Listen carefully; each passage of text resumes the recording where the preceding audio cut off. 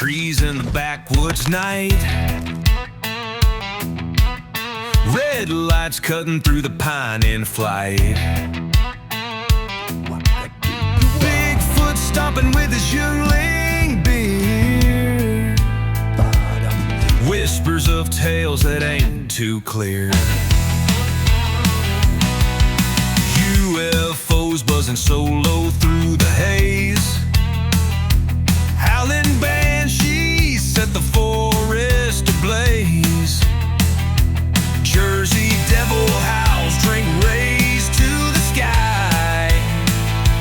Drunken cryptids party until the morning's night. Yeah! It's showtime, running wild in the moonlight. Stars burn down, watch the freaks all take flight. To good times. Raise your glasses to the mysteries divine. It's showtime, let the cryptids realign. Hey everybody, welcome back to another episode of the Drunken Cryptids. And just a real quick shout out everybody out there, blademedia.com. Thank you very much, Dylan, for all the hard work you do.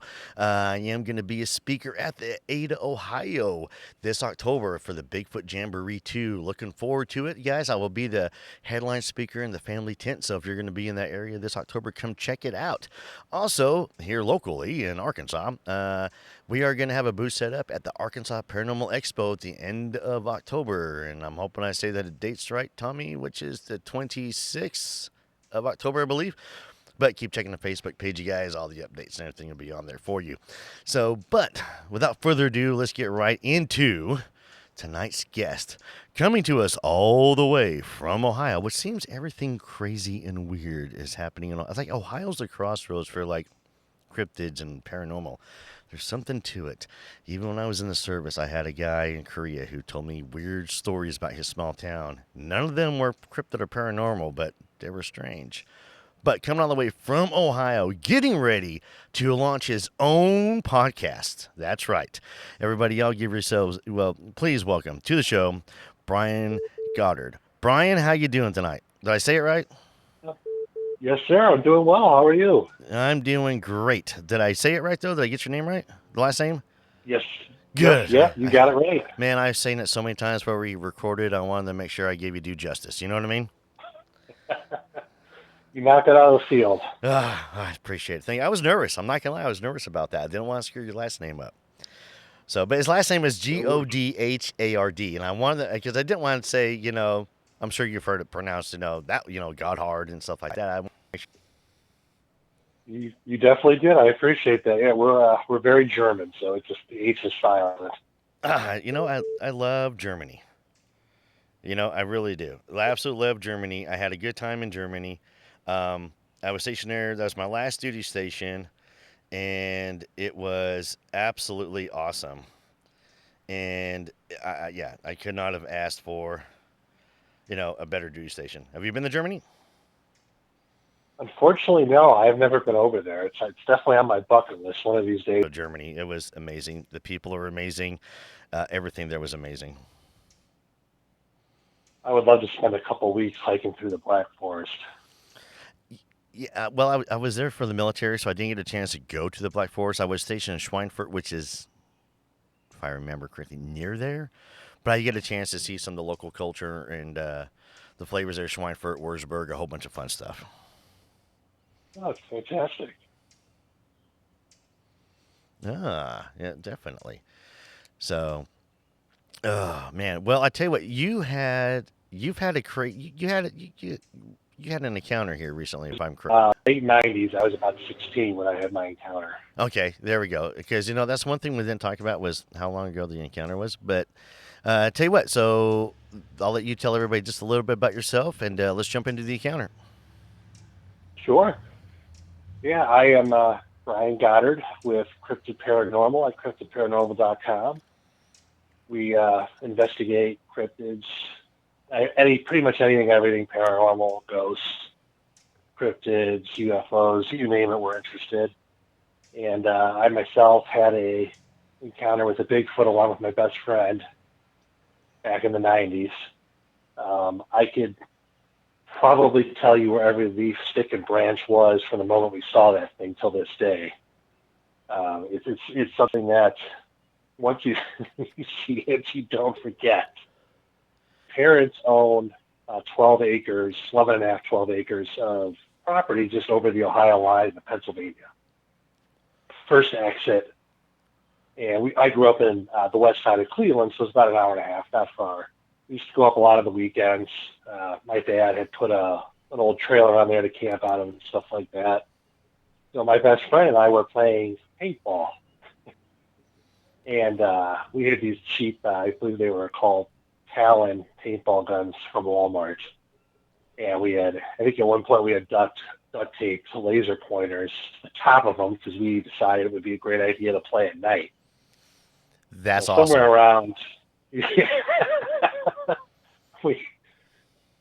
have never seen two guys play paintball that as much as we did that weekend. Literally from 8 o'clock in the morning till midnight, 2 a.m. we were out shooting at each other. It just never got old.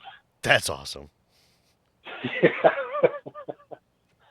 And then it was the second night there. It was a Saturday night, and it was somewhere between roughly 10 and midnight. And I was coming up on a trail. I saw where my buddy was. We talk about this all the time. It's part of the reason it's so clear. But and then PJ was on the trail. Like, I'm going to double back. So I went all the way. I took this massive route around him. But I doubled back. I don't think he saw me. And there were 2 ponds on the property. I was on the back side of one of them coming around. And I saw something in the distance in front. And I was like, oh, that's got to be him. I've got him now. It looked like to me that he, which I thought was him at the time, was facing a different direction. And I wasn't coming from all that side. So I kept going and looped around, came up out of the woods onto a trail, slowly started making my way closer. I had this sitting grin on my face like I'm going to nail him. You know what I mean? Yeah. And I can't be missing. I could see it's not hitting the trees. I could see when it was hitting the trees. So I knew it wasn't. But it didn't seem like he was reacting. So I moved in a little closer, and I'm continuing to shoot at this point. I'm kind of laughing a little bit because I'm really thinking I'm getting him. Maybe he fell asleep or something. I don't know. And all of a sudden, I realized what the hell's going on. And then this thing starts standing up. And that's when I realized it wasn't him. And for a point of reference, I am today 6'8" tall. I was this tall at that time. So when it finished standing up, and it certainly wasn't any rush, it was probably without question. So it might be dark. I was probably about 15 feet away. And it was, I've never seen anything like it. It was massive. And it had started to kind of turn to look at me. I was not interested in finding out what exactly it was. I took off running, scared the hell out of me. Coming down the trail, and there's what we used to call the main PJ was coming up that trail, and I had stopped when I came out of the trail, and this was all happening at the same time. PJ's running, I'm about to stop. And he almost plowed me over, and I had stopped to look to see if this thing was following me. And he was clearly freaked out. You could tell, the look on his face, and we kind of looked at each other like, what the hell just happened? Looked over to what would have been my right, his left, and there was something standing there in the woods. And it looked like it had kind of looked at us, and I don't think it knew what to do. One of us has ever moved so fast and before or since. And DJ's probably, at the time, he was 6'4", probably 300 and change. We're not small guys, you know what I mean? And this thing was wider and taller than both of us combined. And it moved incredibly fast. When we saw it, we were running. We saw it, and it ultimately decided to walk away. If we were running, it was in any kind of window, and We 8 hours. The rest of the night, the sun was about coming up by the time we were done trying to talk about it. Because we couldn't figure out what had just happened. It scared the hell out of both of us. And either there's a 9 or 10 foot guy out there who likes to go on private property dressed in a gorilla suit, or we just, well, well, the odds were better we were seeing a Sasquatch than a 10-foot dude in a gorilla suit. There's just no way. And where my parents' place is, it's still, even till this day, it's barely been touched. The adjoining property to theirs, I think, is 10 acres and change. And then there's a third one that backs up to the 3, and that's a farm, and it's several hundred acres. And the place across the street is several hundred acres. There's a couple other, multi-acreage farms around. They go anywhere from 10 to, I think, 1,000 acres in that area in some cases. So, it's all rural. So there's plenty of places for it to come and go. And over the years, in Sasquatch, I was always into Bigfoot, the Loch Ness Monster, Mothman, Goatman. As far back as I can remember, watching Unsolved Mysteries in the 80s, sightings in the 90s, any kind of documentary, UFOs. I was all about all of it. But then after actually seeing something for myself, it kind of engraved me on a path. And, at that point, I was already kind of obsessed before, but that just pushed me over the level. And any documentary I get my hands on, I was watching that, reading books. It was, as you had mentioned, Ohio seems to be a mecca for strange stuff. It does, doesn't it? Patch of woods, any patch of woods I could find, I was going in there. And, as I research stuff, and this is an interesting thing, is in the 90s, we barely had dial-up at that point. I remember AOL. I remember the AOL. Yeah, I remember the AOL started too. But before you start jumping to that part, hold on, because you shot Bigfoot with a paintball gun? Yeah, so not just me, but so did PJ on the other side, because he thought it was me. That's hilarious. You shot Bigfoot with a paintball gun. Not intentionally. Brian. Yeah. Hold on. Just think about that statement for a minute. Look, you need a T-shirt that says, "I shot Bigfoot with a paintball gun." I love that idea. I've never thought about it. That's a bumper sticker. That's a T-shirt.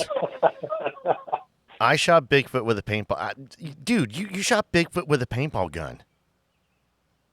It was insane. And I was trying not to bust out laughing. I really was. I had to pull away from the microphone. I was like, "Oh no!" And you shot Bigfoot with a paintball gun. Okay. So all right. Okay. So let me dig into this a little bit here. Okay. All right. So you and PJ, y'all had the laser pointers. So for those you don't know, is that back in the day, they were the size of a pin. They looked like a pin, and they would take like the little watch batteries, and they would die within a matter of a day if you used it a lot. So it was the red laser pointer. Am I correct? Yeah. At one point we had two of them. We duct taped one to the top of the paintball gun so we could try to find each other easier, because it was so hard to find each other the first night in the dark. So all right. So now, okay. So did y'all have the laser pointer on when you were shooting at this thing? So no, I'm pretty sure he had the same idea that I had, because I thought I was coming up on him, so I took the laser pointer off. Okay. Because now I didn't want him to shoot past him and him to see the laser moving around. I wanted I wanted my shot. So were you using the laser pointers a lot that night? You guys, just in goofing off and playing with them, you know what I mean? Yeah, a couple of times, like I would set it on a log or something, pointing out somewhere, even though I was nowhere near there. I was like 20 feet away, trying to lure him in, so that way he would shoot from somewhere, and I could kind of see where it was. Maybe try to figure out where he was shooting, then I would aim at that spot, and then him thinking he was aiming at my spot, but I was somewhere different. And this was, this was after 10 o'clock at night, correct? Yeah, it was sometime between 10 and midnight when we saw the Squatch. Okay. And the thing about us being with best friends is ever since we've met, we've shared a brain. So he was basically doing the same thing. So we were pretty much shooting blind at each other, because I thought I was shooting at his point, or he thought he was shooting at mine, so we weren't getting anywhere. Yeah, the T-shirts to say I shot Bigfoot with a paintball gun and survived.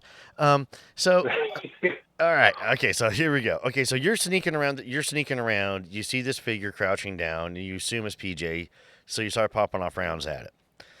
And you're obviously hitting it because it's not hitting the trees. Now, was it a full moon? Do you remember? And I hate asking that question because I'm trying to get the visual, because it's pretty dark in the woods at 10 o'clock at night without a light. Yes, it is. Well, that's why I thought it was him, because I could see that it was a figure. It looked like somebody was crouched down. So it never occurred to me that anyone else would be out there. And you or guys anything are else but the two of us. Yeah, and being teenagers, I'm sure y'all were making enough noise in the woods that anything around is going to be bolting out.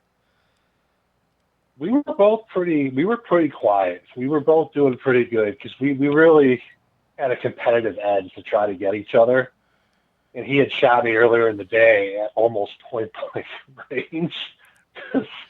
I don't know, I was in the zone or something. I just got too close. I don't know how I didn't see him, but I did. In any event, he got so close. The paintball was a little bit harder, and it left like the line where they sealed the ball. Yep. Swelled up like the size of a paintball under my shirt. So like there's like big welt on my chest was literally holding my shirt out. Yeah, I went to the paintball stage in the 90s as well when I was in the service. We'd go every other weekend and play all the time. Yeah. And come back welted up, bruised up. I mean, everything smiling. Look, I saw one guy's finger, the tip of his finger got split wide open from being hit with one. So, I mean, and this is in the 90s, so y'all weren't really, you didn't have a way to really gauge, what the PSI was for those for the rounds to come out. Oh, no, we just popped one of those CO2 cylinders in the handle of the gun and went at it. You know what I mean? Yeah, there was no rhyme or reason to it. Yeah, and it just however we could get each other. And if it would have hit the tree, you would have heard it hitting the tree. So, yeah, some of them did hit the tree because I could hear it. I could see that they hit the tree, especially when I got closer. I could see they were they were orange paintballs. So, and it was a brighter night out. It wasn't a cloudy or sky or anything. There was a decent amount of moonlight. I don't remember if it was a full moon or not. Interestingly enough, I don't think it was, but I knew I was hitting the trees. I did not know at the time that he was shooting at this thing from the other side, thinking it was me. I think he was a little bit further away from it than I was, but he was doing the same thing, and he was probably laughing too. And I don't know if it didn't care, if it didn't really feel it, if it was just like flies or mosquitoes to it. These guns were not particularly powerful. So at the distance we were shooting necessarily, you kind of had to get real close to leave any kind of welch or anything. So maybe, especially with it having thick hair, but perhaps a tougher skin, it may not have just noticed as much or cared. It didn't seem like it reacted until we both got closer to it, and then it stood up. And I've always wondered why it didn't react sooner. Well, I played in Colorado and wore winter clothing, and there were some of them I didn't feel because of the padding that I had on. I mean, they exploded on me, but I didn't feel it. You know what I mean? The referee was like, "Hey, you're out," and I was like, "What? Oh, okay, I got shot." So that right there is a very strong possibility to where I may have not felt it would have hurt it on the tree. You know what I mean? But and then with you firing, and then of course too, though, at night too, you're firing that is going to be louder than normal at night. They're quiet as it is, but they're not silent. There's a which is louder than what I just did. I'm sure everybody enjoyed that part, but yeah, so we'll jump forward about 30 years, then we'll jump back real quick. So we told our wife, well, not 30 years, I guess, but like 10 or 15. So we told our wives about it one day, and said, this is what happened. And, they're like, well, it was probably a black bear or a grizzly bear. We said, well, no, there are no grizzly bears in this. No, there's no grizzly bears anywhere here. There are occasionally black bears in, more eastern Pennsylvania, but sitting there very rarely in Ohio, and certainly not where we were. Because where they are, it's only an hour and a half from Cleveland, so there's nowhere for black bears in this part of Ohio, in that part of Pennsylvania. Well, they get one every now and again, but the other thing too is a black bear would only be about 6 feet or so tall, standing on two legs. This thing had me by easily 2 or 3 feet. And the black bear would have ran without away. question. No. Well, that's the thing too. If we were shooting paintballs at a black bear, we would have pissed it off. It would have run. It would have growled. It would have charged one of us or both of us. Or to bolt it out of the area. Yeah, black bear are more. I mean, they're more curious about us, and they're more timid than a lot of people. I mean, yeah, they're gonna. I mean, yeah, they'll get frisky and they'll hurt you. I mean, they can kill you. Obviously, it's a bear, but black bear aren't. It's not a grizzly. No, and that's what we said too. But the biggest factor that we ruled out being a bear early on when we were talking about it was the simple fact that it walked. A bear might take a few steps on two legs, a couple feet. I would be surprised, but maybe if it's lucky, but this thing walked more than a couple feet. This thing walked 20, 30 feet towards us. Oh, okay, and so it was upright though. Yeah, when you mentioned, okay, so because you said you and PJ ran into each other, he about blindsided you. And yeah. Okay, so then you said you saw another. Was it the same one or a second one, possibly? It was the same one. It had come. It had slowly walked. Not slowly. It was walking, but it was fast. But I suspect for him it was slow. And it kind of walked up, and we saw this thing standing there, and we pretty much freaked out. We both looked at each other and took off and looked back. I remember looking back, and it was on its way out. It wasn't pursuing us as far as we could tell. And that was one of the second reason I don't believe it was a bear or any kind of animal per se. Because like we said, if it was a bear, it either would have took off, it would have charged one of us. Same thing, even let's say it was a grizzly bear in the woods. A grizzly bear would have come after us probably, and it would have got one of us and won, no question. But whatever this thing was, which of course we believe was a Sasquatch, it made a conscious decision at some point to stop. It came close, I think, to get a better look at us, but it did stop. So it chose not to pursue us. It chose not to attack us when we were shooting paintballs at it. It could have thrown something at us. It could have made a noise. It could have charged one of us. I mean, that thing was massive. It could have killed both of us probably in an instant, and nothing either one of us would have been able to do about it. And when we were running as fast as we think that thing was walking, it probably, if it were to take off running, we wouldn't have stood a chance. If it's, what I'm saying, if the way that thing was moving, there's no way. If it could walk that fast, by the time it was running, it would have caught us.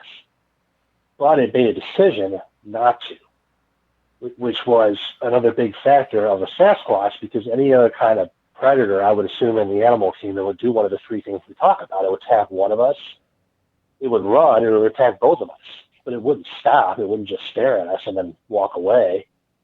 And it shouldn't be nothing else other than us walks upright, as far as we know, allegedly. You know what I mean? Yeah. Well, let me ask you a few questions about the property and stuff. Now, this is an area you went to a lot as a kid, correct?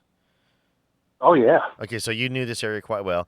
Had anything remotely similar, anything happen prior to this, or no?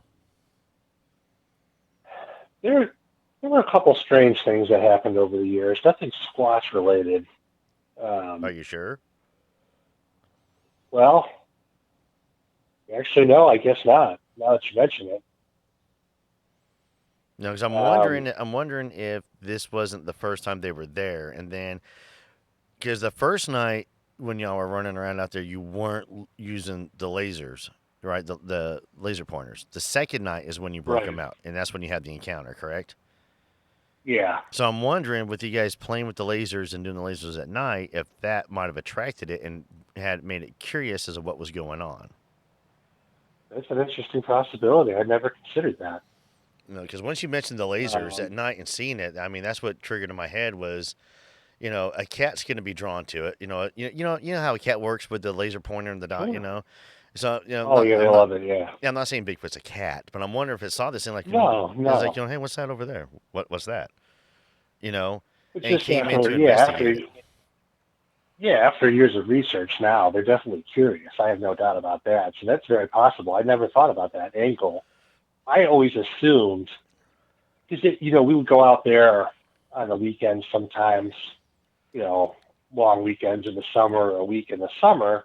We weren't out there necessarily every weekend or even every month, depending on the year and how busy we were. Sometimes 2 or 3 months could go by before when no one was up there. So I always assumed it was under the impression there was no residents there. There was nothing to worry about because it had never seen us before. You know what I mean? We just coincidentally missed each other or knew we weren't there that much where it didn't think it had to worry.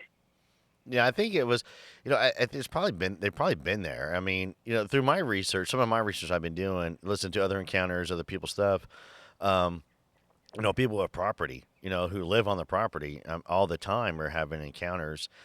And, to where I can't, I used to be on the theory that maybe they would, I don't know, migrate, across the country and such, but I think they have an area that they're in. And again, I don't think they're everywhere. I don't think they're in every national forest or anything, but I think there's certain areas that they are in, and it's a wide range of territory that they have, and they stay close. They're going to go where the food's going to be at. You know what I mean? Sure. They're going to go with, the deer. They're going to go with whatever they can get their hands on to eat, literally. So, but I'm wondering whether or not that night, though, the laser pointers out there in the woods, for some reason, caused attention, was curious, and was watching you guys. And the reason why you've maybe been able to sneak up on it was because it was watching PJ. That's interesting. I never considered the laser pointer angle before, but I did consider that it was perhaps watching. So now I'm wondering if I should take a laser pointer with me on my night investigations. I'm kind of wondering the same thing. That had never crossed my mind that the laser pointer would have had anything to do with it. I just assumed. I've always assumed that it was passing in the area as it normally would, just on its normal, rotation for food, water, whatever purpose it goes in that area, or if it was just, for all I know, it could have been out for a leisurely walk, really. Yeah, well, the reason, and the main reason I bring that up is because that's the one thing that's different, that stands out, that was odd. So I when people have encounters in an area that they're in a lot, I always like to find out, what did you do different that night? What was different? What different? What did you do different to the property? What different did you do that night that you don't normally do? If you think about it, a lot of encounters that people have in the woods at night, with Sasquatch are going to be generally around their campfire. They're sitting around the campfire. They're having a good time. Now, that night, they do something different that draws their attention. It's going to draw them in. They are, I think they're extremely curious. They're watching us. They're curious about us as much as we are about them. And they probably know more about us, obviously, than we know about them. So that night, though, you guys with the laser pointers, I think that possibly may have attracted to bring it in to see what was going on and to watch you guys. That is very possible. That's so interesting. I've never thought about that angle before. I'm glad you brought that. Because I can promise you, if you stop now and think back to you and PJ with the laser pointers, y'all were having probably just as much fun playing with the laser pointers that night than you were trying to shoot each other. Because it looks cool. Let's be honest. It looks cool. It looks like you're in the movies. Yeah, it looks like you're, we're in the SWAT team. Oh, we're Navy SEALs. Oh, you know what I mean? It looks cool. And I get that. Yeah. It's like, oh, check that out, So, and I was a teenage kid. All that stuff was cool to me. And so, I try and put my mind into that, that 16-year-old kid, what's that 16-year-old kid going to be thinking when he's out there, creeping through the woods, paintball gun, hunting his buddy down. He's got a laser pointer out. Look at me. Yeah. You know what I mean? Yeah. And so I'm willing to bet you guys probably played more with the laser pointers than you remember. I had one, and I killed the batteries on it, playing with the cats throughout the house. I mean, I was at Fort Carson. I mean, yeah, I probably spent a lot more money on batteries than my ex would have liked me to. And then when I went to Korea, they were Yeah, everywhere. They had like, you buy one with the, projects a star or projects like an arrow or, you know what I mean? Weird stuff. yeah. So yeah, it was the lasers were the big thing back in the day. So I would have been, yeah. I'm wondering if that's probably what that might have, drawn him in. It may have. It's interesting because the moments leading up to seeing that thing are clear as day in my mind, and everything from that point till the next morning when we went back out to see what was around is perfectly clear. But the rest of it's kind of faded into the background over the years. You know what I mean? I just don't think about what was before. I always just play the encounter over and over and over and over like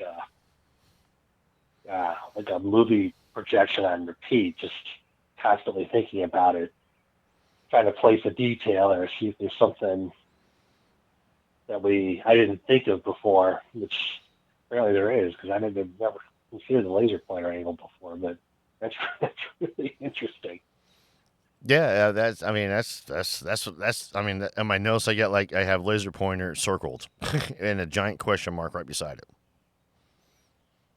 Yeah, I mean, just from my own research from the years to perceive that they're definitely they seem to be curious. They seem to be interested in what we do, how we do it, why we do it. Some more curious than others. But if they're anything like us at all, curiosity is just a part of their nature too. So that is a perfectly reasonable thing to have seen it. They would be interested if they saw a bunch of bright red dots floating around all of a sudden. Well, okay, so because what's got me thinking on that as well is I heard an interview from a guy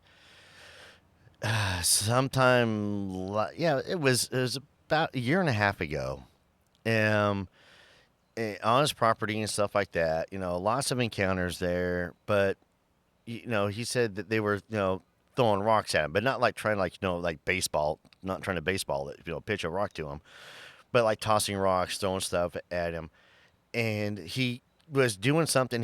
He would collect the rocks that they would throw, but for some reason, some of these rocks that they were throwing would glow under a UV light. And Wow. so, now, of course, this is what he says. It wasn't my interview; it was an interview that I heard. Um, it got me thinking about that, and I was wondering, okay, we talk all the time about, animals can see in different, fields of light than we can see. We already know the dogs and cats can do it. So, obviously Sasquatch obviously can do it. I mean, fish can do it. I mean, so many animals can do it.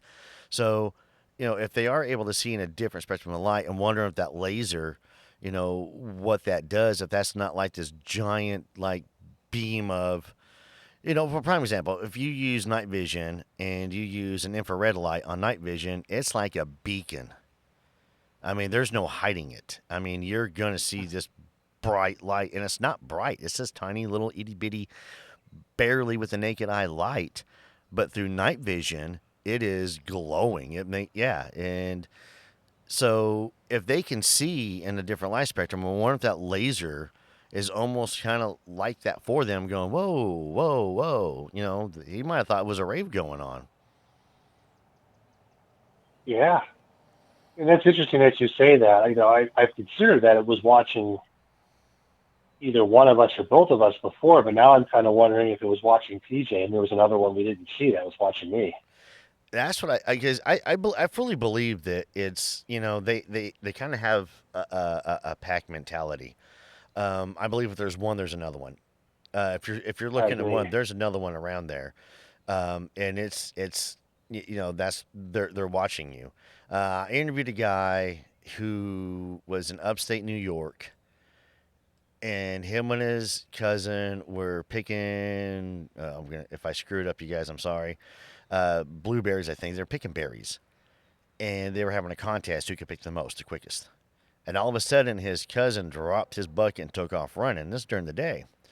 And he was like, haha. He's like, between 10, 12 years old. He's like, haha, I'm going to pick more than you now. And he kept hearing this weird noise coming off away from him.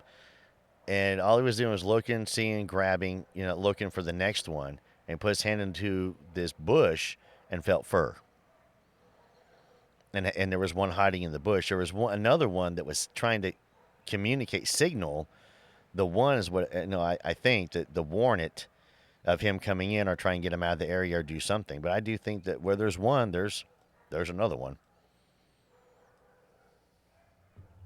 That's very possible. I don't disagree that there's some kind of pack mentality. Sometimes I wonder if when we see one, are we actually seeing it because we surprised it somehow, or are we seeing it because it wants us to see it because it's going to draw the attention from what the other ones are doing? Which possibility? I mean, if you look at how in Jurassic Park how they describe the velociraptors, you know what I mean? Yeah, the one. Yeah. It's not the one that you see is not the one you should worry about. It's the one you don't see is the one you should be worried about. And I'm wondering if maybe they kind of, there's some other, I can't think of them off the top of my head, pack animals that will attack that way. They'll one's drawing your attention while the others come in and, for the kill. So, I mean, that's a natural thing that, in a pack mentality. I don't think it's trying to kill. I think it's, if there's something happening, an activity going on that we're doing, and they're trying to either draw us off, do something, it's almost like they know we're almost afraid of them. Per se, yes, I think so too. And so, they're going to try and get our attention to get them away from us. Whether the big male's trying to lure you away from a female and a baby, or small ones or something. I mean, there's a whole list of reasons why for them to, try and draw us away. But I think that night, though, I think that was totally different. I think that was the laser pointers. And I think they were coming in and they were investigating. I think you had one, and I think the one that you were shooting at was watching PJ. And yeah, because he, as you guys say, he wasn't moving fast because he knew he had backup right there. And at that point, he was like, what are these guys doing? Now, because when you saw it walking, you guys took off and ran away from it from that point on, right? Oh, we took off. You've never seen two fat guys run so fast in your life. I mean, I'd be running right there with you right now, I promise. But I mean, now I would handle it differently. I'm too curious now.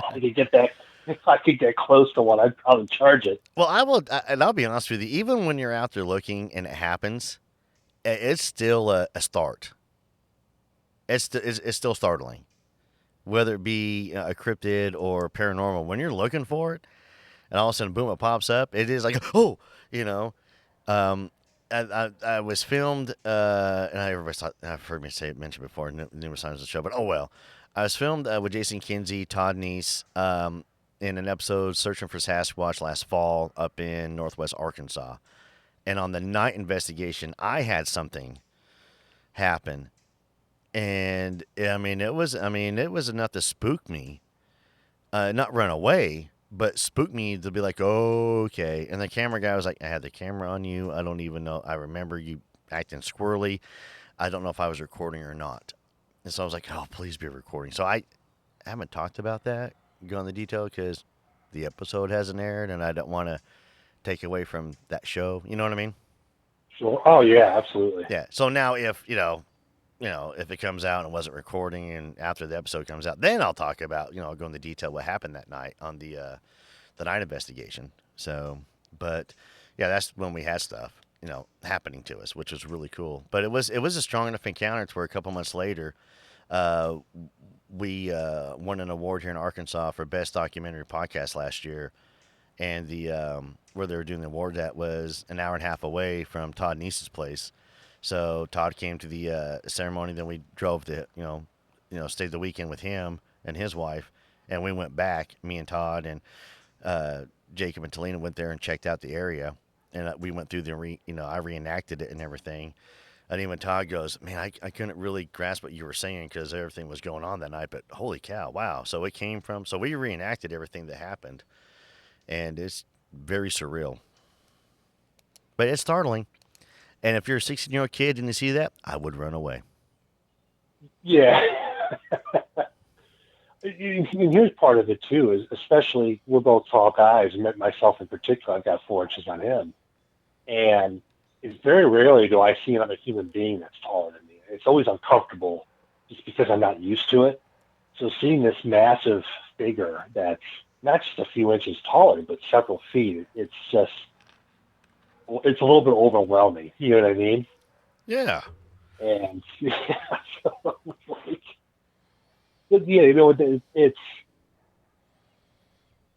I have a suspicion that one of the reasons it may have stopped as well is it could tell that we were more frightened of it than it was of us. If it was even at all, which I'm not sure that it was. But I think they could likely sense. I just think that somehow they avoid us, whether their sense of smell, and you know, when you go into a fight or flight response, you know, I think sometimes animals can tell. You know, dogs can usually tell when there's something wrong. A lot of animals can. So I'm not completely unconvinced that a Sasquatch, Bigfoot, cannot tell when there's when they're triggering a fear response in something, or at least in us, or maybe they can smell something, like you said, with their vision. Maybe they can see a difference in the temperature. Maybe they can hear, I don't know, hear something.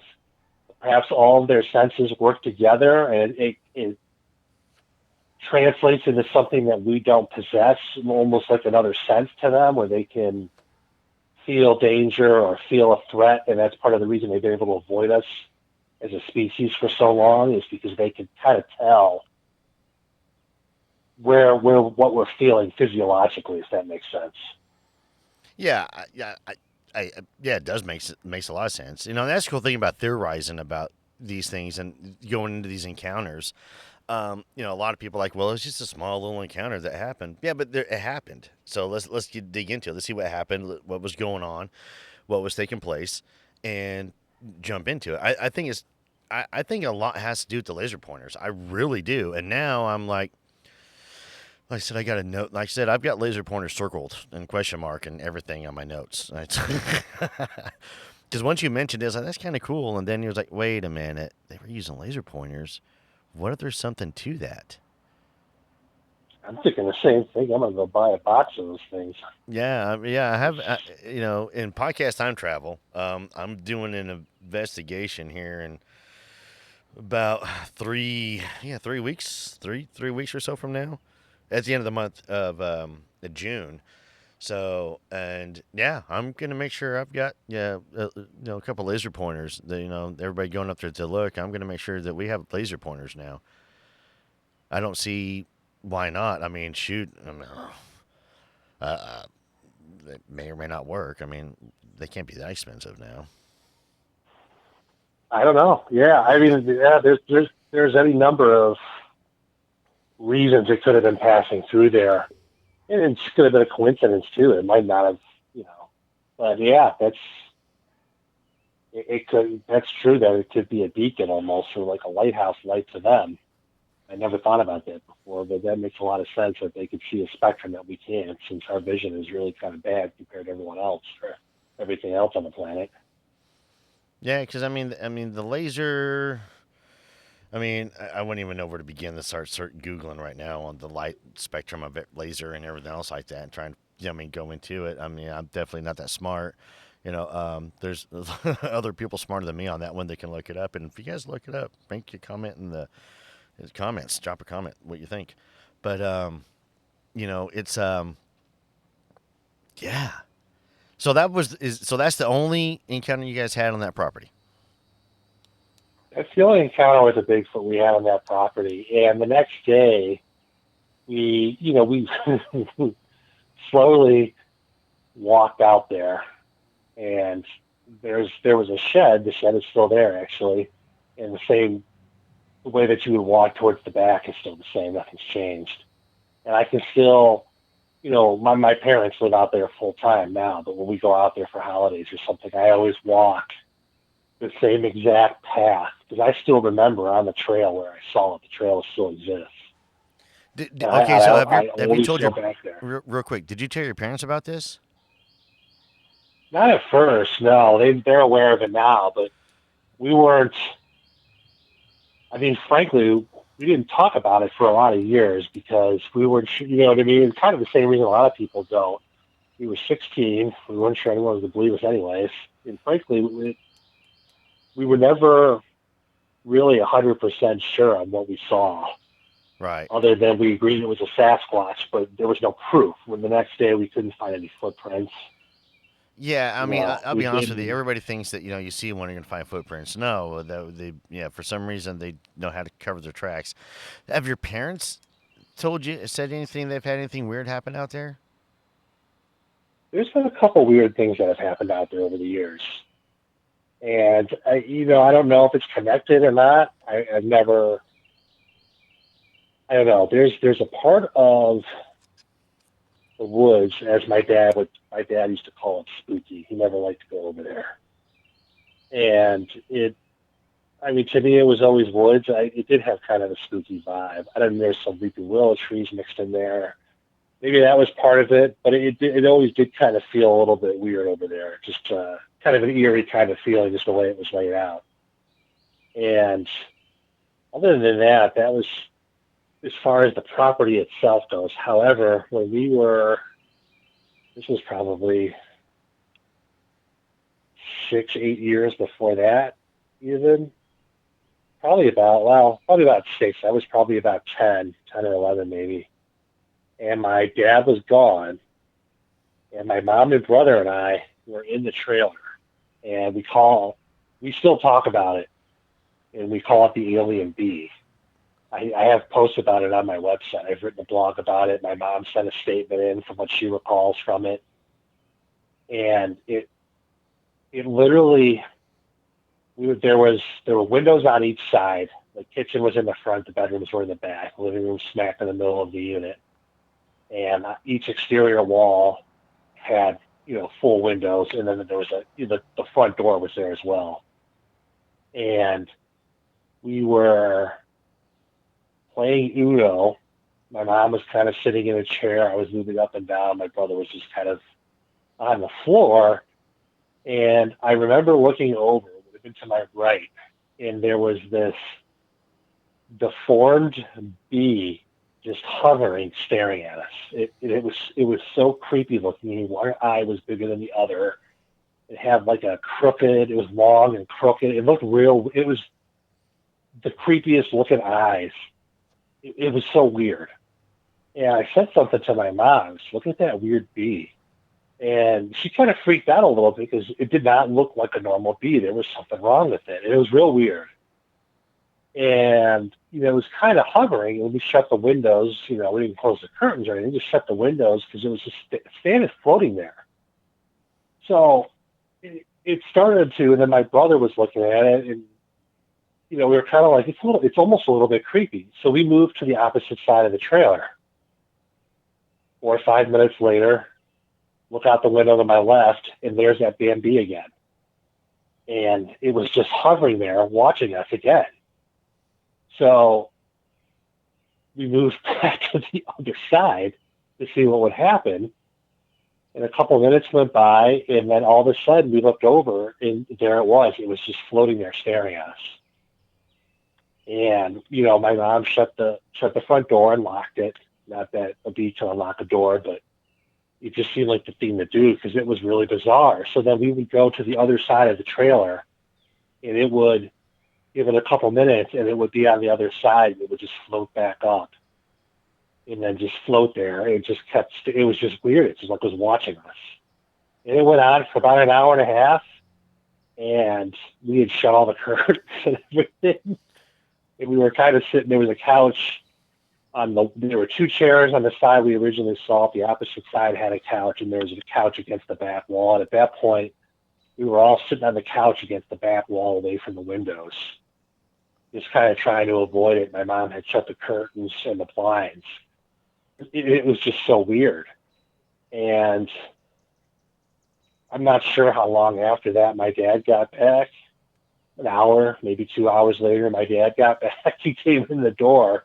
He thought the 3 of us were nuts, and he was making fun of us for the remainder of the entire summer, actually. But my mom still swears till this day, and my brother as well. We all saw the same thing. It was just the creepiest thing. Was it bigger than a normal bee? Yes, it was bigger than a normal bee. It looked like, I tried to make a drawing of it once. I have it posted. It didn't turn out. It doesn't do it justice. Have you tried But it AI? looked like that's what I used. Yeah, I Okay. still couldn't get it. The way this thing looked was so freaking creepy, and I could swear it felt like, when you get that feeling like someone's watching you. Yeah. That was the reason I looked out the window, and we all said the same thing, mostly my mom and I. And my brother remembers it being weird and going back and forth, and I don't know that he would have. I don't know if he would have understood, because if I was 10, he would have been like 6.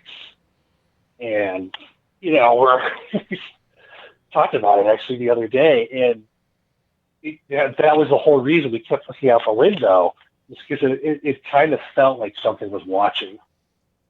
And we never saw it before or since, but it was the creepiest thing. And the rest of the weekend, I didn't really went to the woods, which is unusual. I love the woods, but there was just something so creepy about that damn thing. That's odd. And then that's so. Now we kick it 20 years later, and my dad calls me and says, "Well, he was doing something. They have a bunch of cats, and he had a bunch of feed and stuff out, and they have 2 or 3 indoor cats now, and I think they have something like 4 or 5 outdoor cats that they take care of, that just kind of roam wherever that they like to put food out for. Keeps the rodents away. And that does, yeah. And they're both retired, so they have too much time on their hands. My dad's obsessed with these cats, and he built like these shelters for them. He's got heating pads in them in the winter. They're heated. Yeah, it's a whole setup. So he's very particular when he puts food out for the cats, and then he puts a bunch of bird feed all over the place too for the indoor cats, so they can watch the birds, and then the outdoor cats, of course, can either watch them or go after them, whatever. Yeah. He likes to keep the cats close. So in any event, there were some raccoons messing around with his one of his feeders, and I think he went after the first time with a shovel or something, trying to get it away. I have to ask him. I can't remember if he hit it with a shovel or if he went back and got his gun and took a shot at it. And he was having trouble with these raccoons, and it was driving him crazy. He was going to put out trash. He was going on and on about it. So, okay, well, good luck. You've turned into a crazy cat lady. So a week later, I'm on the phone with my mom, and she says, "You talked to your father?" And I said, "No." She says, "Well, the raccoons are out to get him." I said, "The raccoons are out to get him." She says, "Well, he pissed the raccoons off, and now they want him." He goes, Here he is." She goes, "Well, tell your son what happened, since you're public enemy number 1 for the raccoons now." So he claimed this is, remember the alien bee, he said we were all nuts. So according to him, he got rid of the one raccoon, and then all of a sudden, he turned around and there was like 3 or 4 of them. So he started throwing rocks or something at him, yelling at him. There he goes for the shovel again. And then another one, and another one came. And he's always doing something in the yard. So he was running the mower, stopped the mower and turns around. And according to him, there were 20 or 30 raccoons slowly moving in to join the rest of them. And they were all staring at him. So he slowly backed away and went in the house. And because now they have a house there now. They got rid of the trailer some years ago before they retired. And they built a little house on there, and there's a sunroom off the back of the house.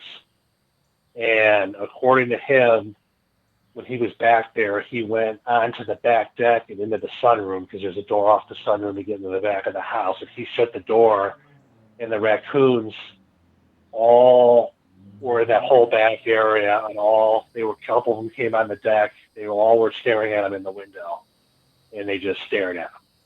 And he says he claims that they were there for like half an hour watching him before they started to disperse.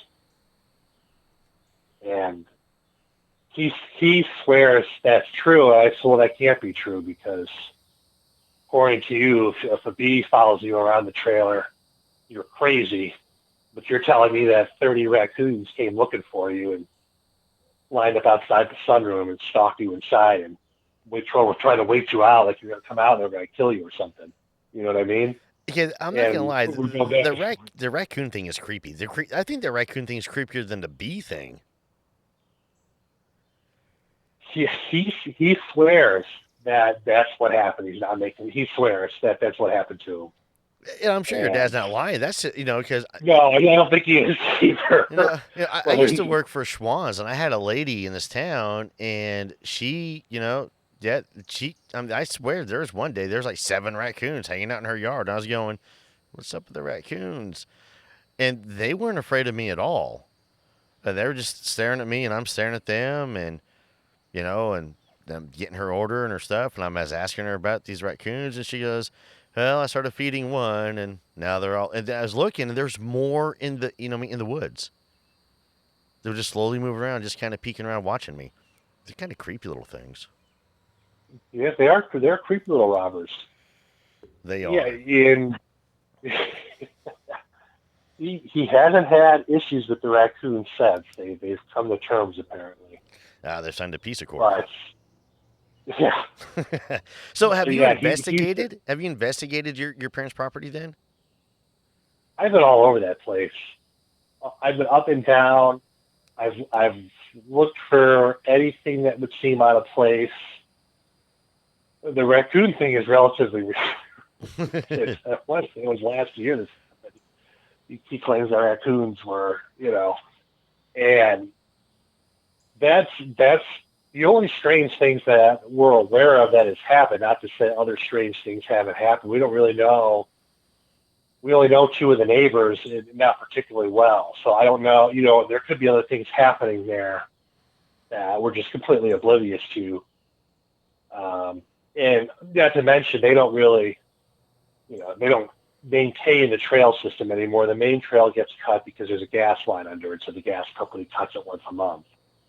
And the trail that I was on, that I was shooting at Squatch from, was a neighbor did it with a bulldozer years ago. It's still relatively, there's some grass and whatnot, but for the most part, it's still relatively clear. Fallen down trees here and there, but it's a long trail too. But it's still distinctive that you can see it's a trail, where the rest of them have all kind of. So they don't really go back there other than to fish in the back pond sometimes, or I think my dad will occasionally walk around and try to lure more cats into his sanctuary or something. But yeah. So you don't really go out there. Is there a national forest or a recreation area or anything nearby? There's about 40 minutes from there. There's Geneva State Park in Ohio. They're about 30 to 45 minutes, depending on what part of Erie you're going to, kind of the Erie neighborhood. But where they are, I mean, there's no stoplights in their little village. You know what I mean? There's like 2 stop signs. And it's all still farmland. Nothing has been developed. Nothing has changed. I don't even think there's been a new house built in that area since they've been there, except for theirs. Yeah, because I'm kind of curious about the history of the area. You know what I mean?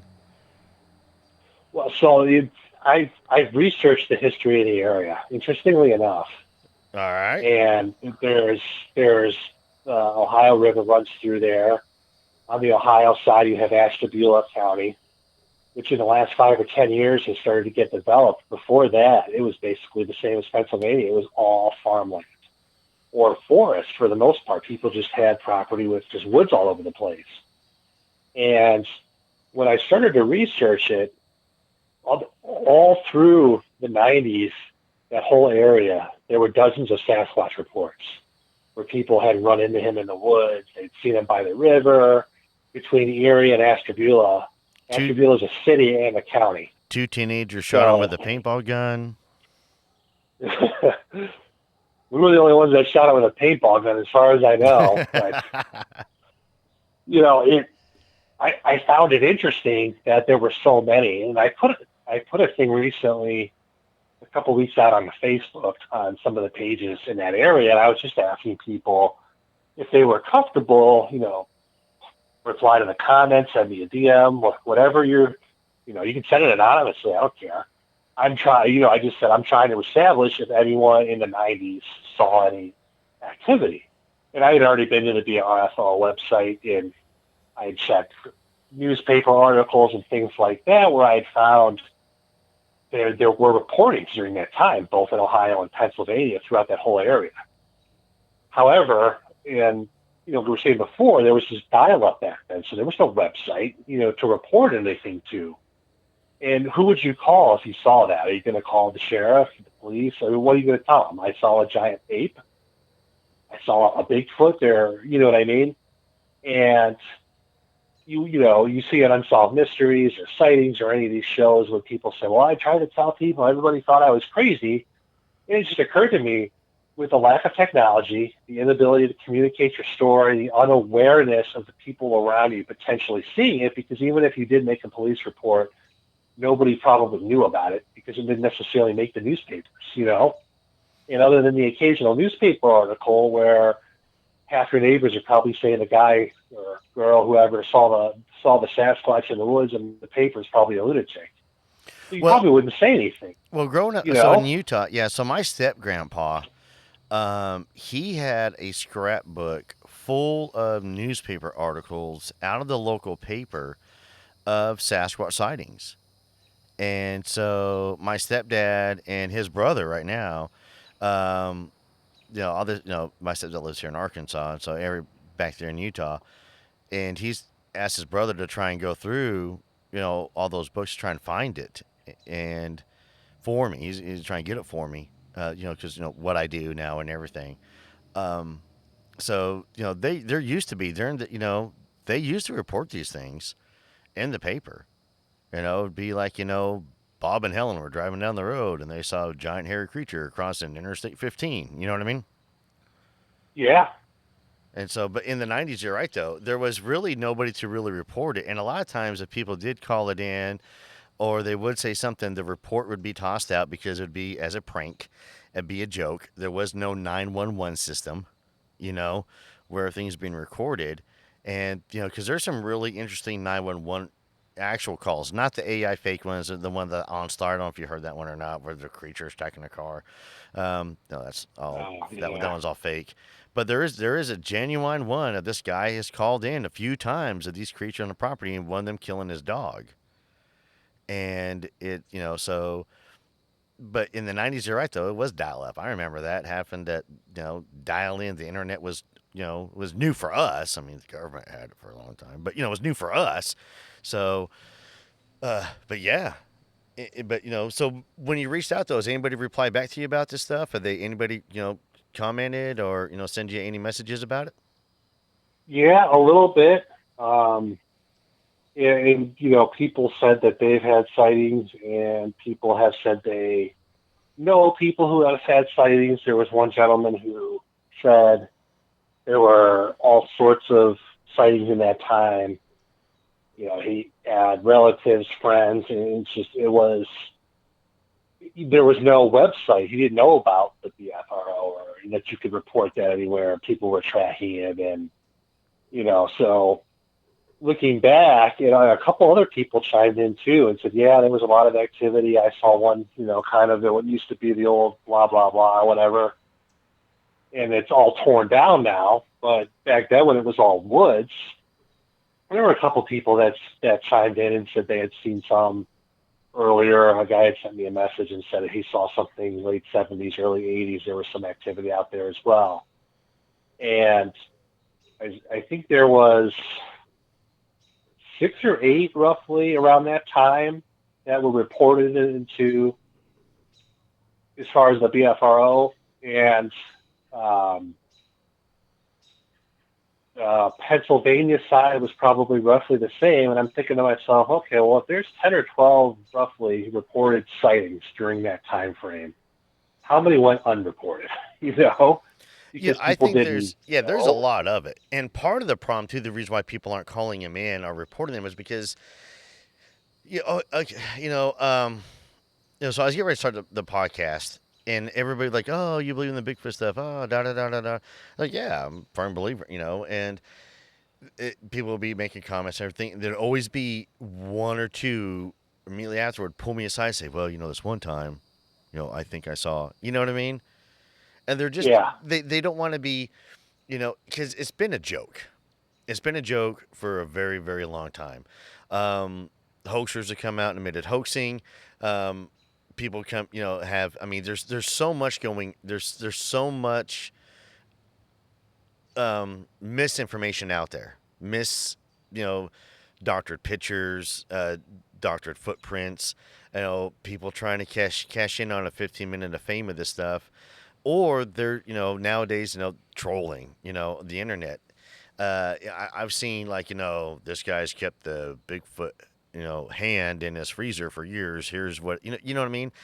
I've seen that thing yeah, so many times and being sent to me so many times, and I'm like, it looks like wood. I mean, look at it's wood, but there's so much of that going on, and and there are people who are faking stuff and are cashing in on it, and part of that is if you're willing to pay a lot of money to go and have an encounter, your mindset is you're going to have an encounter, which is going to create an encounter for you. If you know what I mean, you're going to manifest an encounter. It's that's like true. okay, Yeah, so when I go on when I go on paranormal investigations, so I'm also going to try and vet a little bit, get some information, what's going on. Okay, this is moving, you're hearing that, you're doing this, you're doing that. Okay, I get it. But in your mind, you're already going into a haunted place that is haunted. It has ghosts, and so your scare levels up, your adrenaline levels already up, and your mental, you're already pre-manifesting some of this. You know what I mean? yeah, Some of the stuff, and a lot of people, you know, don't realize it. So you have to kind of go into, and I try and do this, and I'm guilty of it, just like everybody else is. 'Cause I'm human. And I'll just use the last one I went on, which was the Crescent Hotel. I did what I could on the. I did not think I was going to have anything happen to me on the at all, through the whole entire ghost tour. There was one point I felt like I had a bug on the back of my neck, a big bug. You know what I mean? Messing with the back of my yeah, neck, and even the tour guy kept saying he kept seeing me messing with with my neck, and I kept turning around looking, and I fully expected to see like a giant mosquito hawk or something. You know what I mean? Flying in to harass me. And there was nothing there, a spider web, anything. There's nothing there. So, and the picture that I got of the strange mist, or I don't even know what to call it. I took two pictures, boom, boom, because I heard a noise behind us in the basement, and spun around, took two pictures, and stepped down to check the door, and it was locked and everything, and came back and took another picture of what was beside me. But the one, the one picture that I got double of, where there's something in it. So, I mean, it's, I didn't expect that. And I didn't see that till the next day. That morning when I got up, I was scrolling through the picture. I was like, whoa, what is that? You know what I mean? And then, yeah, then, the apparition, the episode's already aired. I'll talk about the apparition that I saw. There, as I was outside with the tour guide, there was kids running around. They're not kids. I mean, they were young adults. These young girls who were staying at the hotel, and they had their cell phone lights on, and they were in the ghost hunting mode, and they were, you could tell what they were doing, and they were having fun, which is fine. That's what they're supposed to do. And I had honestly thought when I saw somebody in the crystal room, I thought it was one of them. So I walked in there, and there was nobody. I mean, the room, there's visible enough. There was nobody really hiding. There's no way they could have ran and hid without a noise or anything by the time I got, 15 feet. You know what I mean? So, yeah. not expecting any of that. I was like going, huh, okay, I saw something. This place is haunted. And then we caught the EVP. And then going through pictures the other day, we found another thing that, just me taking pictures of the outside at night. There's like there's somebody looking at you through the window. One picture it's there, and another picture it's not. So, But, and the mindset that we have is it's haunted. We went and investigated and did an episode in Reed's Bridge over here in Jacksonville, Arkansas. I thought it'd be a fun thing to do. And the mindset is, okay, you're in a battlefield. It's going to be, you know what I mean? Yeah. So, and yeah, it's just, it was funny because I found like a cross tree and stuff in the woods, and I was going, oh, look, Bigfoot, that kind of thing. So my mind was, if I go to the woods just to have a good time in the woods, go on a hike, I'm not thinking Bigfoot. But if I go on a research or investigation, I'm obviously looking for something. You know what I mean? So I'm generating, I'm going to see what I want to see, if that makes sense. Oh, for sure. And I have no idea how we got onto that one because I rambled on there, and I apologize for that. But, I do think that's what a lot of people do is they manifest a lot of these things because they want to generate so bad with the fakeness that is going on out there. And so these people exploit it. I want to believe, and I do believe, like the old, X-Files movie poster, I want to believe. I do want to believe. I've had encounters enough to believe that there is something going on in the paranormal and the cryptid side of our known world. And I'm going to, die on that hill. But real quick though, we've been doing this right there with you. Yeah, we've been doing this for over an hour. Okay, so I real quick want to get ready to wrap this up, but I want you to talk about you're going to be starting your podcast coming up, and I've already agreed to come on, to be a guest on your show, and I'll tell you the aha story, so that we talked a little bit briefly about earlier, going to that with you, on your show. I have no problem doing that, but real quick, tell everybody, about your website, everything that's going on, what you're doing. So my website is cryptidparanormal.com. You can find us on Facebook, Cryptid Paranormal, Instagram, TikTok. The site is dedicated towards the investigation, research, and kind of sharing of knowledge. I post a blog fairly often. Sometimes it's based on investigations that I've done. Sometimes it's a lot of times about research. I have an encounters page where people send in who don't necessarily want to talk on a podcast, but they want to get their story out there. They'll send me an email. I copy and paste as is, drop it in. People can then read through there, people's experiences. You can decide for yourself if you think it's true, if you think it's not. I think, the part of the goal long term, and especially like you said, once I get my podcast up and going, is to really try to promote more collaboration as much as possible. Every single story is a piece to the puzzle, and it's a very, very large puzzle. But every time we hear a story, an encounter, an experience, we can get one step closer to filling in that puzzle piece and moving on to the next one. And like we talked about earlier, you never know when someone's going to have an idea that you've never considered before, and that's hopefully one of the things we'll be able to achieve on the podcast, is to really just get the word out there. And I look forward to having you on there, and I'm sure we can probably go on there a couple times and talk quite a bit. We're both pretty big talkers, so I think it'll be a great time. I think we'll have a good. Yeah, I'm going to bring you back because I want to have you back on because I'm saving some of your stuff for when you get the show started, so I can bring you back on to help promote your show when it happens. Because we talked about some of the other things. On the paranormal side of the house, off air, we did that earlier, but I want to save that for your show, for after you get your show started, so that way we have something to talk about. Oh, well, definitely. Thank you. I appreciate that. Yep, exactly. And then, of course, like I said, it's right here. It's going to be on the air. I'm going to go on your show. I will tell you the best advice, and I'll put it out there on the air right now, is this. If you are going to start a podcast, make sure you get a name, and then look up the name of your show. Make sure nobody else has your name, because the worst thing in the world is be recording and then using the name and then finding out, oh no, somebody already has the name. It's where so I got the name, I got everything set up, and then I started recording.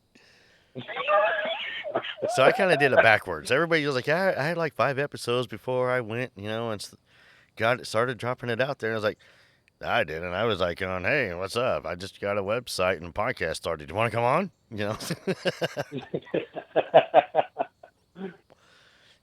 That's definitely great advice. Yeah, that's a good point. Yeah, but make sure you definitely look the name up, get the name going. And how we came up with the name was a lot of fun. So I used to play bar trivia, not bar trivia, but you go to restaurants and bars, whatnot. They'll have like people come in and do trivia and everything. You have a team and no cell phones, and they'll ask you a question and stuff. And I love trivia. So we would always go and play. A small group of us would, and they always ask for a team name. And I was trying to get like Bigfoot or something like that added into it somehow. And we had probably about 6 of us, and there's probably about 4 pitchers of beer on the table. And I was like, well, no, maybe they're like drunks, Drunkencryptids.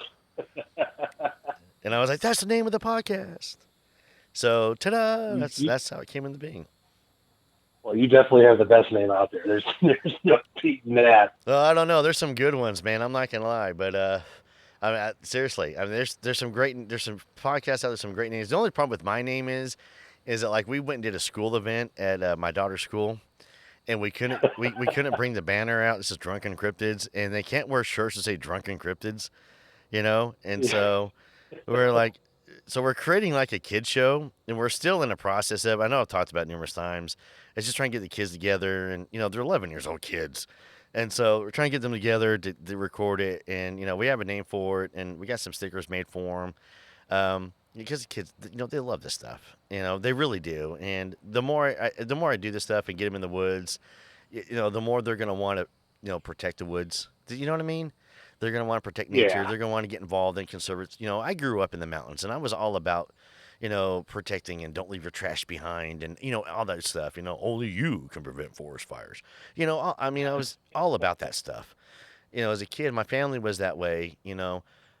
So, and I'm trying to instill that into my kids, appreciation for nature and stuff. And so if you guys have kids out there, man, get them out. Take them for a hike. I mean, seriously, there's plenty of little areas you can go to, recreational areas. Walk around the lake, get out there, as a whole bunch of other shows say, put grass under your feet. Get back in touch with nature. Unplug, if you can go for an hour without your tablet and your phone and then just take in some nature, I highly recommend you do it. I like going out in the woods on my investigations because there's no cell service. And so I'm not even remotely worried about using my phone except to take pictures. No cell phone service is the best. I agree with you 100%. Yes. I like when we went and filmed that documentary, we had no cell phone service. And as soon as we got the service, man, my phone went off. I mean, it was nonstop. And Jason Kinsey goes, well, we must be in service because Matthew's phone's going nuts. I was like, yep, it's going crazy. So, but again, I will tell you this, though. Brian, thank you so very much for coming on the show. Man, I appreciate it. This has been a lot of fun. I've had a lot of fun theorizing and breaking down and get some theories. On your encounter. What a great encounter, though. I mean, you shot Bigfoot with a paintball gun. Let's just be honest. I mean, you shot Bigfoot with a paintball gun. That's a T-shirt. You really need to have that T-shirt made. That is a very good idea. Yeah, it was definitely a wild. As a matter of fact, that should be like the first T-shirt that you do for your show. I'm not going to do it, so you need to get that T-shirt right there. You need to get it made for your show. I shot Bigfoot with a paintball gun. I would walk into conventions. The first thing I would say is, "Hello, my name is Brian. I shot Bigfoot with a paintball gun."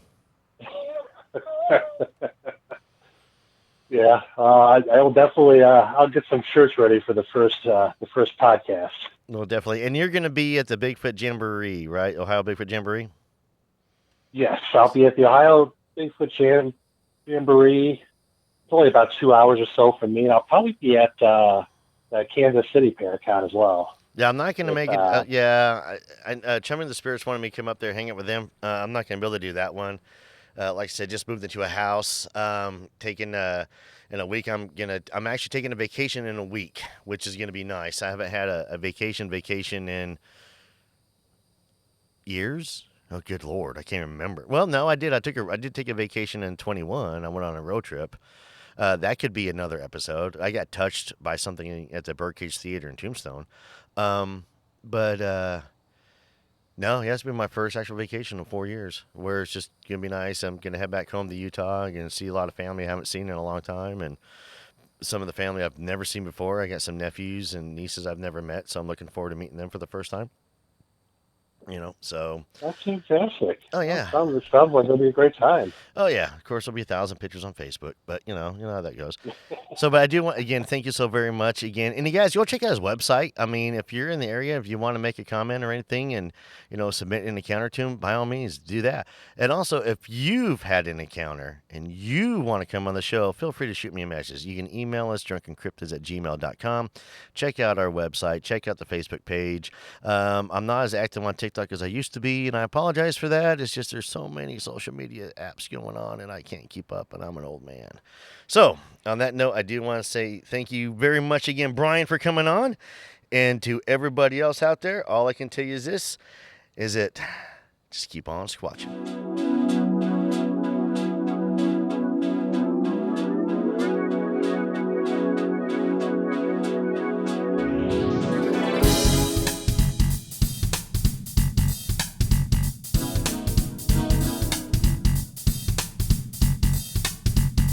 I can do anything that I want. I can do anything that I want now. I can do anything that I want. Hey, hey, if it is to be, you know that it's up to me. I'm headed to the front.